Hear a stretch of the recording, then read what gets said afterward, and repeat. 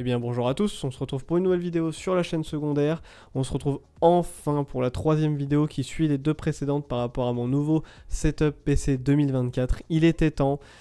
Il y a plus d'un mois, je vous présentais les composants de mon nouveau PC et il y a un mois et quelques jours maintenant, le 10 février pour être plus précis, je montais mon nouveau PC en stream sur ma chaîne Twitch. Et aujourd'hui, enfin, après un mois, je prends enfin le temps de tourner une vidéo et de vous parler de cette nouvelle config. Du coup, pour ceux qui n'ont pas forcément suivi, il y a un mois, le 10 février, j'ai monté mon nouveau PC qui est juste à côté de moi, qui est magnifique, qui luit dans tous les sens. Donc il y a un mois, le 10 février, j'ai monté mon nouveau PC, gaming, mon nouveau PC surpuissant pour le professionnel, pour un petit peu tout ce que je fais dans la vie en général, j'ai envie de vous dire. Avant de commencer un peu plus dans les détails, vous avez une table des matières que vous pouvez trouver dans la description et même en bas de la vidéo. N'hésitez pas un petit peu si vous voulez checker seulement ce qui vous intéresse. Aujourd'hui on va parler un petit peu du montage du PC, comment ça s'est passé par rapport à mon ancien PC, etc., etc. On va parler un petit peu du kit de Corsair, c'est la première fois que j'ai un kit de water cooling et que j'ai un kit aussi complet de ventilateur et d'un petit peu tout pour refroidir mon PC finalement. Ensuite de ça, on va évidemment parler des températures, des performances évidemment, même si de ce côté-là, voilà, et on va aussi parler du silence, est-ce qu'il est silencieux, est-ce qu'il est trop bruyant par rapport au water cooling, etc. Et ensuite on pourra conclure cette vidéo. Après plusieurs mois à avoir acheté des composants par-ci par-là, ça a été pas mal de galères, j'ai réussi à avoir pas mal de réducs, etc. Mais si vous voulez plus d'infos sur les composants, je vous invite à aller voir la première des 3 vidéos qui étaient sorties sur cette chaîne YouTube. Mais je vais quand même vous faire un petit résumé des composants. Donc pour ceux qui n'avaient pas suivi, on avait un AMD Ryzen 7 7700X comme processeur évidemment, avec une carte mère Asus ProArt en X670E créateur Wi-Fi, une très bonne carte mère qui vaut très cher. Tout ça accompagné de 32 Go de RAM évidemment en DDR5 à 6000 MHz, accompagné d'une RTX 4080 Founders Edition et de plein de petits trucs, plein de petits détails comme le refroidissement qui est du Corsair avec le nouveau système IQ, etc. qu'on verra un peu plus tard dans la vidéo. Pour commencer du coup, le montage PC s'est passé, je dirais, à merveille, ça a été super agréable. Je rappelle que le boîtier c'est un Lianli O11D XL en blanc, c'était littéralement le boîtier de mes rêves et j'en suis hyper content, je suis très content de l'avoir enfin eu. Et monter dans un boîtier comme celui-ci, c'était une des choses je pense les plus agréables que j'ai faites. Je veux dire, des PC j'en ai monté dans ma vie, hein. J'en ai monté peut-être une bonne quinzaine, on va dire ça comme ça.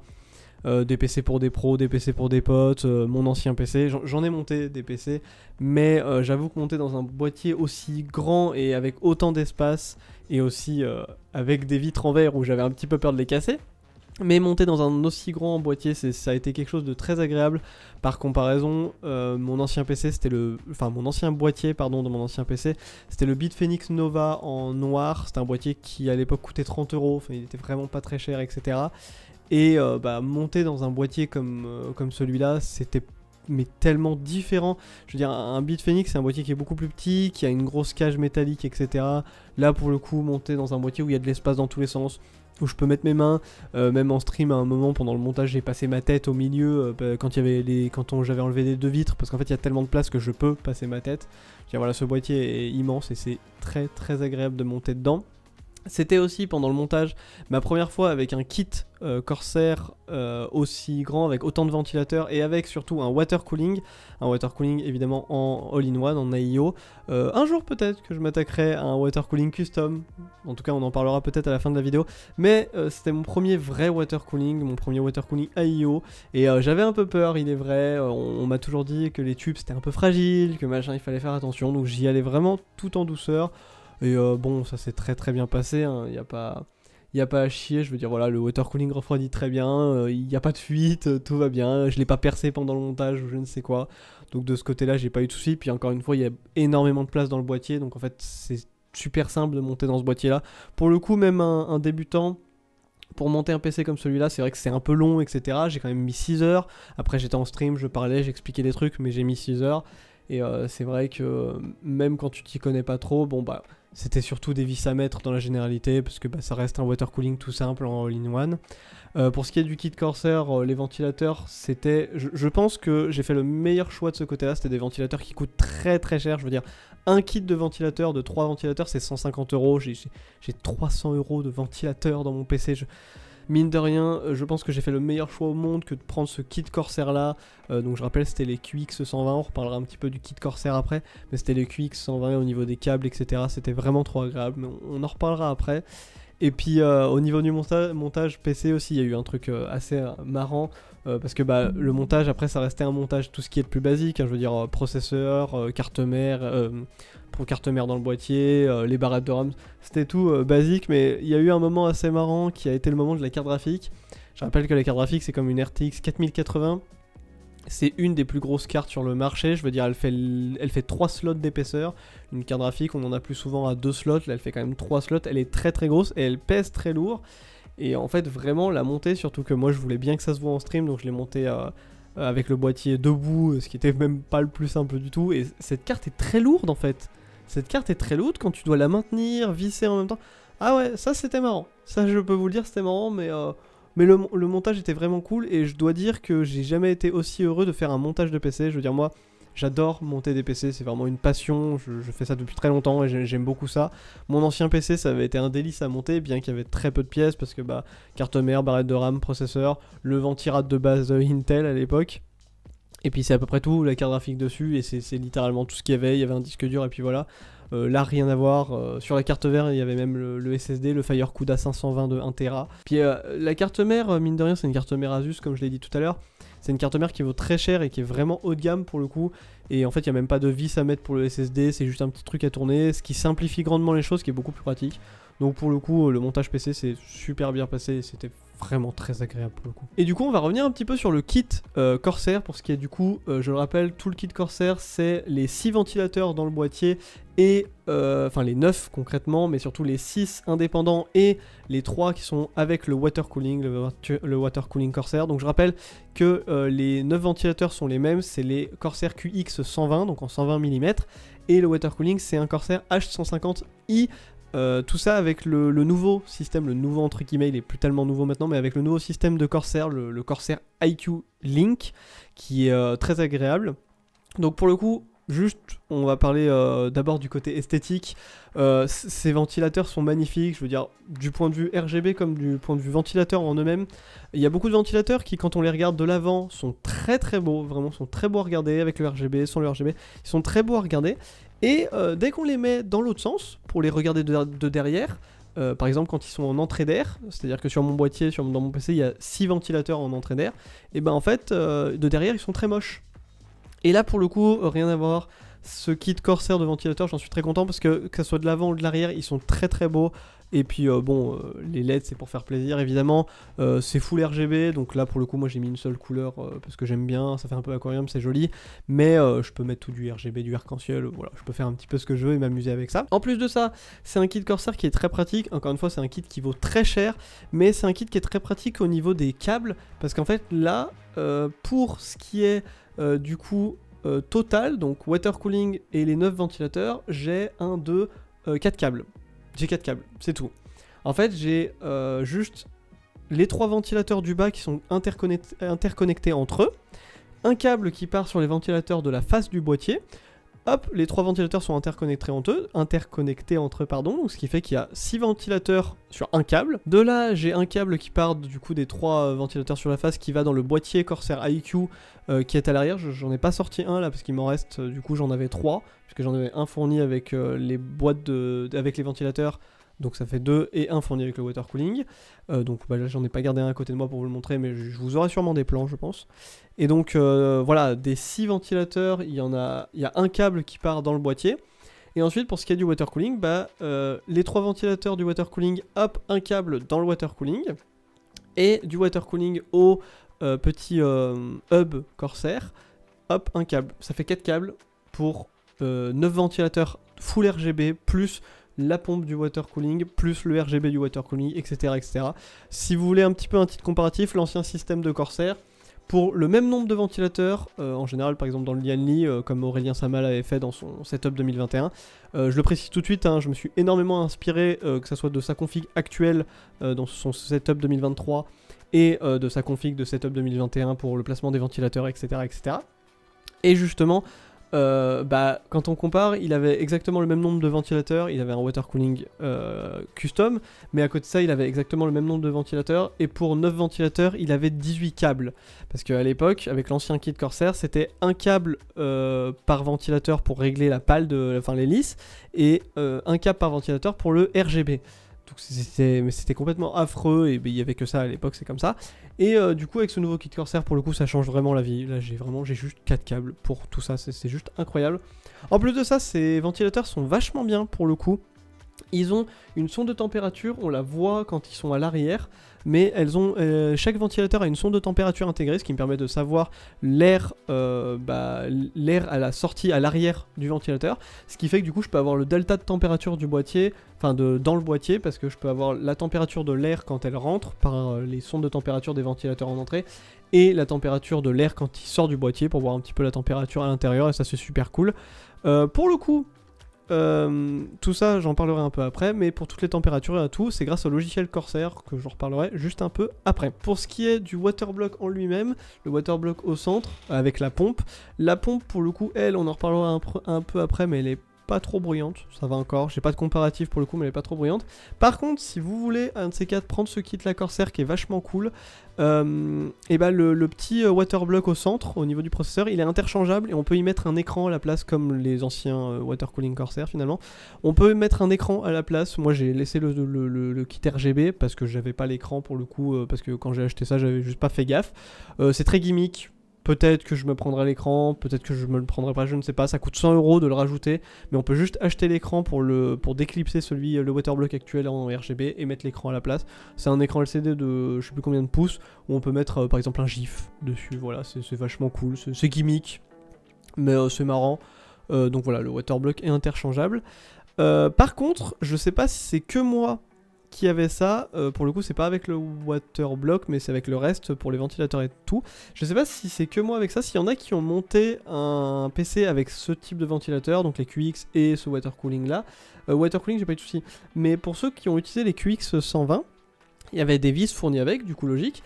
Et en fait les vis, je sais pas pourquoi, j'avais des bons tournevis tout neufs etc, j'avais pas de soucis de ce côté là, puis je sais visser une vis normalement, mais j'ai plusieurs vis qui se sont foirées et qui ne voulaient juste plus visser, etc. Je rappelle, je sais monter un PC, donc je veux dire, je visse les vis, mais je les visse pas au total, pour visser toutes les vis petit à petit, puis toutes les visser à la fin, etc. Enfin, je veux dire, je sais monter un PC, mais je ne sais pas, j'ai quelques vis qui se sont foirées. pourquoi, je ne sais pas, mais du coup les vis qui étaient visibles foirées, je les ai changées, et puis voilà, c'est pas un problème, mais juste je ne comprends pas pourquoi certaines vis se sont foirées, ça arrive. En parlant des vis, quelqu'un m'avait posé une question dans les commentaires de la dernière vidéo, par rapport aux ventilateurs qui sont sur la face du boîtier. Je regarde par là parce que vous le voyez, mais le PC est là depuis tout à l'heure. Mais les ventilateurs sur la face du boîtier, en fait on voit les vis, parce que pour le coup je les ai mis, on va dire, plus vers l'extérieur. Donc on m'a posé la question de pourquoi avoir fait ça, est-ce que c'était pas moche ou quoi que ce soit d'avoir les vis apparentes. Pour le coup, déjà la réponse au niveau esthétique, c'est pas du tout moche, je trouve, d'avoir les vis apparentes. Enfin après ça c'est chacun son style, mais c'est pas dérangeant du tout, étant donné qu'il y a beaucoup de RGB et tout. En vrai elles passent clean, elles sont pas dérangeantes. Ensuite, pourquoi y avoir mis dans ce sens-là et pas dans l'autre sens, genre avoir vissé depuis l'extérieur au lieu de visser depuis l'intérieur.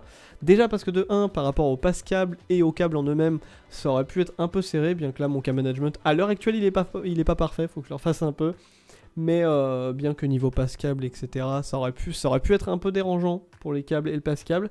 Et à côté de ça, en fait, à l'arrière, derrière la face là-bas, en fait, il y a une grille d'aération pour que l'air soit aspiré, parce que c'est que des ventilateurs en entrée.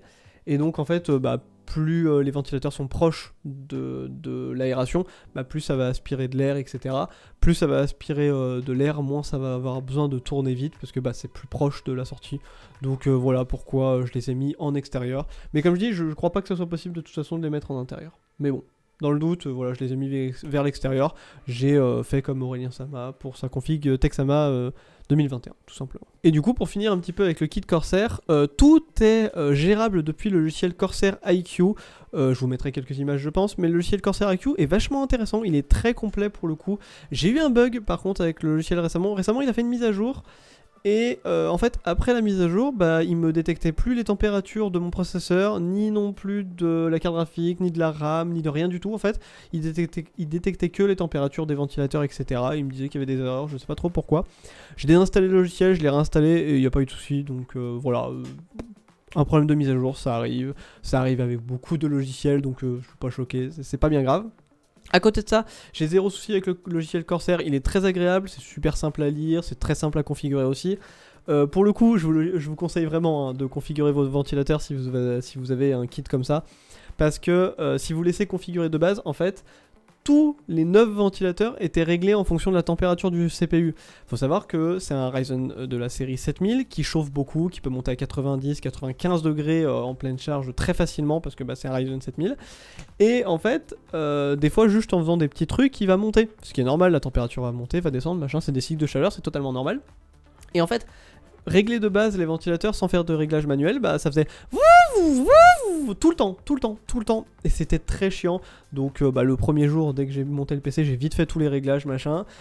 Du coup, si vous voulez un petit peu savoir, les ventilateurs en bas sont en entrée d'air et sont réglés en fonction de la température de la carte graphique. Les 3 ventilateurs en façade sont en entrée d'air, celui du bas est réglé en fonction de la température de la carte graphique, les 2 du haut sont réglés en fonction de la température du liquide de refroidissement, et les 3 du haut sont en sortie d'air et sont réglés en fonction de la température du liquide de refroidissement. Pour le coup, j'ai fait pas mal de tests, des OCCT, des trucs comme ça. Il n'y a aucune chauffe, genre je veux dire c'est totalement correct, il n'y a pas de bridage non plus. La carte graphique montait maximum je crois à 60 degrés. Une 4080 est très bien refroidie, je veux dire de base, sans ventilateur en entrée d'air ou quoi que ce soit. La 4080 est très bien refroidie parce qu'elle a le refroidissement de la 4090, mais la 4090 chauffe 10 fois plus. C'est une façon de parler évidemment, mais elle chauffe beaucoup plus. Ce qui fait que la 4080 est la 4080 est très bien refroidie étant donné qu'elle a un très gros refroidissement mais moins de puissance que la 4090, donc voilà. De ce côté là la 4080 ne chauffe pas du tout. Pour ce qui est du processeur, évidemment un processeur Ryzen 7000, donc le processeur lui va chauffer, c'est logique, donc en pleine charge je crois qu'il monte à 85-90, un truc comme ça. Il est absolument pas bridé de mon côté, j'ai pas de problème, j'ai rien, il est pas bridé, je peux le faire monter au max, je crois que c'est 5,2 GHz sur chaque cœur, donc il bourrine bien. Pour ce qui est de la température du liquide en idle, donc ça veut dire quand je ne fais rien, quand je suis juste sur mon bureau ou même là à l'heure actuelle, juste j'ai internet ouvert, j'ai des trucs par-ci par-là, j'ai mon logiciel pour record, la température est à peu près on va dire entre 30 et 34, elle est plus vers 34, On va dire qu'elle est à 34-35, elle est environ à 34 degrés quand je suis en idle, ce qui est clairement correct. Quand je suis en pleine charge, processeur, j'ai fait bien des tests pour ça pour le coup, parce que quand je suis en jeu évidemment ça chauffe pas. Quand je suis en pleine charge processeur, ça monte, le liquide de refroidissement monte lui à environ 40-42 degrés, ce qui est clairement correct. Ça peut devenir dangereux si ça monte un peu plus, mais pour le coup si ça monte je crois à 45, j'ai fait en sorte que les ventilateurs se mettent à chauffer d'un coup, mais là pour le coup ça monte à 42 et c'est très très correct vraiment, donc j'ai pas de soucis de ce côté là. J'ai pu régler ça avec le logiciel Corsair, donc c'était good. Et justement avec le réglage sur le logiciel Corsair, avec les réglages que j'ai fait, comme je vous dis ça chauffe pas du tout, et surtout justement on va en parler, mais c'est très silencieux, genre vraiment le logiciel est très, enfin le PC est très silencieux. Juste aussi, j'ai oublié de le préciser, mais j'aurais pu mettre un 10e ventilateur à l'arrière, mais pour le coup en fait avec les 600 d'entrée et 3 en sortie, il y a de la pression qui fait qu'en fait ça sort tout seul. Si je mets ma main derrière le boîtier, ça sort tout seul, donc voilà. Du coup ouais, pour le coup, pour ce qui est du coup des courbes de température etc, comme je vous dis c'est très bon, la 4080 monte à 60, le liquide de refroidissement monte environ à 42 maximum, et en fait à côté de ça, bah, la pompe du water cooling est réglée en silencieuse de base, ce qui fait que là bah je l'entends un petit peu mais vraiment c'est léger. Typiquement mon ancien PC faisait plus de bruit même en idle, donc sans rien faire je le précise. Donc là c'est vraiment très silencieux, et en fait quand je lance un jeu vraiment je ne l'entends mais pas du tout. Le PC est très silencieux étant donné que les températures, que ce soit processeur etc, mettent beaucoup de temps à monter. Et ben en fait pareil pour le liquide, ça met beaucoup de temps à monter, mais en fait les ventilateurs vont pas monter d'un coup, ils vont monter petit à petit. Il faut quand même plusieurs minutes avant que le liquide chauffe etc. Donc en fait les ventilateurs montent tout doucement. Donc même s'ils montent et qu'ils tournent de plus en plus vite, bah je vais pas les entendre, parce que je vais pas avoir une grosse différence comme par exemple mon ancien PC où les ventilateurs par exemple de la carte graphique ou des trucs comme ça tournaient d'un coup très fort, ou même les autres ventilateurs tournaient d'un coup très fort, ce qui fait que bah ça faisait d'un coup un gros boost d'un coup et c'était très désagréable. Donc là pour le coup il n'y a pas du tout ce souci là, parce que bah ça chauffe quasi pas. Donc enfin ça chauffe mais c'est très bien refroidi, donc il n'y a pas besoin de faire tourner le ventilateur plus vite, donc c'est parfait. Juste avant de parler des performances, je le précise tout de suite, mais je n'ai ni fait overclocking ni undervolting. Pour ceux qui ne savent pas ce que c'est, l'overclocking c'est le fait d'aller plus loin, d'augmenter les fréquences par exemple d'un processeur ou d'une carte graphique, de les faire aller plus loin que leur fréquence de base, pour justement tirer plus de leur puissance mais consommer plus et chauffer plus. Et à côté de ça, on a l'undervolting qui permet de faire baisser le voltage par exemple du processeur ou de la carte graphique, donc faire en sorte qu'elle consomme moins, mais si c'est fait comme il faut, et bien même en consommant moins, on a les mêmes performances. Donc voilà, je n'ai fait ni l'un ni l'autre, sauf évidemment le profil XMP sur les RAM. Les RAM qui sont, je l'avais pas dit tout à l'heure, mais les Trident Z Neo RGB, c'est les plus belles RAM au monde, genre vraiment elles sont trop belles je trouve. Elles rendent trop bien, et pour le coup c'est un kit optimisé pour AMD, donc elles ont le AMD Expo qui permet justement de passer les fréquences à 6000 MHz, parce que c'est cool, voilà tout simplement. Donc voilà, à part les barrettes de RAM qui sont montées à 6000 grâce au profil AMD Expo, j'ai pas fait d'overclocking ni d'undervolting. Et du coup par rapport à ça, pour ce qui est de la puissance, bah je vais pas vous faire des tests, pas vous mettre des scores, je ne sais quoi, parce que même moi j'en ai juste littéralement pas fait en fait, mais c'est une 4080, c'est une RTX 4080, c'est un Ryzen 7 7700X. Partez du principe que c'est un monstre, voilà. Je fais tout tourner au max. Mon écran actuellement c'est un écran 1080p malheureusement, donc clairement ma carte graphique s'ennuie. Je prévois très prochainement d'acheter un nouvel écran 4K, mais tout ça de toute façon vous le verrez sur la chaîne YouTube prochainement, enfin prochainement, non parce que là je peux pas l'acheter, mais quand je pourrai l'acheter vous le verrez sur la chaîne YouTube, ça y a pas de problème, j'en ferai une vidéo pour parler de cet écran etc. Bref, je prévois d'acheter un écran qui puisse vraiment pousser au maximum la carte graphique, mais à l'heure actuelle, que quand je suis en stream, quand j'enregistre des vidéos, quand je bourrine sur un jeu en RTX, par exemple The Witcher 3 que j'ai recommencé récemment, même si c'est pas le jeu qui bouffe le plus, voilà c'est un jeu qui bouffe, plein de jeux comme ça que je joue, bah en fait il est silencieux, il est surpuissant, donc voilà du côté puissance, il n'y a même pas de question à se poser, c'est juste un monstre. c'est juste un monstre. Et donc bah voilà, pour conclure cette vidéo, je resterai sur ma note de je suis très content d'avoir monté ce PC, j'en suis très heureux et ça me change la vie par rapport à mon ancien PC, clairement ça me change la vie. Si vous êtes intéressé par une vidéo setup, n'hésitez pas à me le dire en commentaire, vraiment je le ferai avec grand plaisir, j'ai plein de trucs, hein, je veux dire j'ai mes écrans, clavier, souris, j'ai un autre PC là-bas vers la télé, enfin bref, j'ai plein de trucs, mon micro, etc. Bref, n'hésitez pas, si vous voulez que je fasse une vidéo setup, bah dites-le moi en commentaire, je le ferai avec grand plaisir, il y a zéro souci là-dessus. Pour ce qui est du projet Water Cooling Custom que je parlais en début de vidéo, évidemment ça coûte très cher, donc dans les années futures, restez abonnés à la chaîne s'il vous plaît, ça m'aide beaucoup, mettez des likes, etc. Mais si un Water Cooling Custom vous intéresse, le projet Water Cooling Custom vous intéresse, bah abonnez-vous, activez la cloche, ça arrivera d'ici quelques années, hein, évidemment, je viens de monter mon PC, on le laisse chill. Mais il y aura un projet Water Cooling Custom, en tout cas c'est dans les cartons, donc n'hésitez pas hein, à rester abonné. Et puis si vous avez besoin d'avoir toutes les rêves des composants, etc., bah, vous pouvez tout retrouver en description aussi. Donc voilà, vous avez tout en description, n'hésitez pas à check. N'hésitez pas à me dire en commentaire ce que vous avez pensé de la vidéo, à la liker évidemment, à partager la vidéo, ça m'aide beaucoup, n'hésitez vraiment pas à rejoindre la chaîne Twitch aussi, ça m'aide énormément, c'est ce que je fais le plus actuellement, les streams, j'en fais énormément, je fais environ 6 streams par semaine, tous les soirs à 18 h quasiment, donc n'hésitez pas à rejoindre la chaîne Twitch, ça m'aide énormément, et il y a des projets qui sont prévus, ça sera partagé sur la chaîne YouTube, vous inquiétez pas, mais il y a pas mal de projets de prévus, donc n'hésitez pas à suivre, vraiment, là je prévois des trucs de fou, 2024 ça va être incroyable, donc ouais, n'hésitez vraiment pas à suivre, ça sera sympa. Sur ce, on se retrouve pour une prochaine vidéo, très prochainement, je ne sais pas quand, faites attention à vous, et à une prochaine. Ciao ciao.